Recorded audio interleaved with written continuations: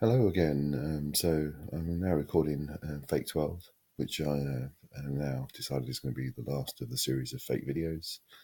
Um, so going back to the start of this series, I had two things I was kind of interested in discussing. One was my understanding or belief that it was potentially quite damaging to surround yourself with lots of fake stuff, fake clothes, fake glasses, things in your house that pretend to be something they're not, and why that might be a damaging thing to do.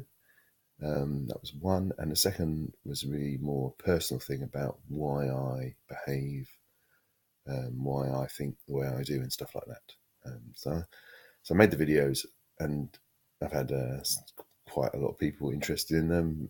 The majority of those are people I've known, and I've had some conversations both in person and online.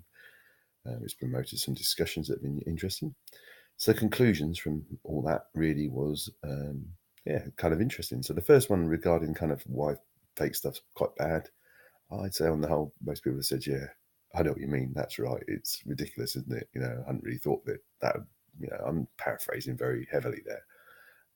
But certainly I think there's people who maybe hadn't really thought about that. It's quite interesting seeing here, actually. There's quite a lot of fake stuff behind me, like the speakers and the shelves that you see behind me are laminate. Made them not. They look. Made them look like. They look like they're made of wood, but they're just made of sort of chipboard with sort of a thin veneer of wood on front of them. But anyway, I'm not going to go into that today.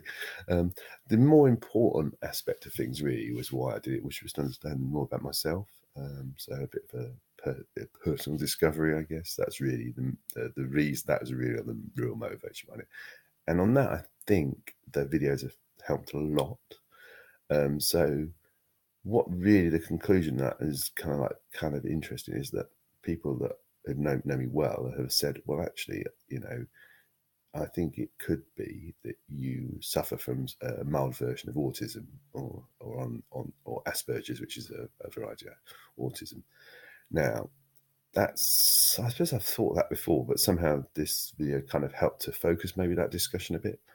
Um, and I'd say I kind of have to, I would probably agree with it. So the things um, that that about my personality that make that essentially that say that is a few things. One is my poor understanding or difficulties with communication with people and understanding their feelings based on both verbal and non-verbal communication, particularly non-verbal communication. So people know me that I have a habit of upsetting people in conversation.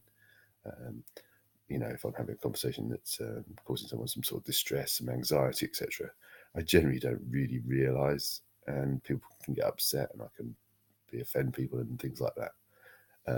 That happens frequently to me. Um, and the other thing is about sort of very sort of repetitive behaviour and just doing the same thing all the time, that kind of thing. So both those things kind of are very, ring true to me. And I think one of the reasons behind things like the decisions I make about the type of glasses I wear, the polo shirts I choose, etc., are that sort of repetitive kind of keep things simple. Don't try and make, it's hard for me to maybe make decisions and stuff. So it's easier for me just to say I'll just wear penguin shirts and then I just buy penguin shirts all the time. And it makes that just, my life is a lot easier if I do that, which is not what most people do. So maybe it's because I am slightly different on this. The other thing that's kind of interesting about, I think, comes back to is because I'm very easily deceived by people. Yeah, so people can probably lie and mislead me. I'm very what do you call it? Very easily deceived, particularly by people when I'm having a personal interaction with them. I would not expect someone to deceive me if I was talking to them, but unfortunately, people deceive you all the time. Sometimes intentionally, sometimes not.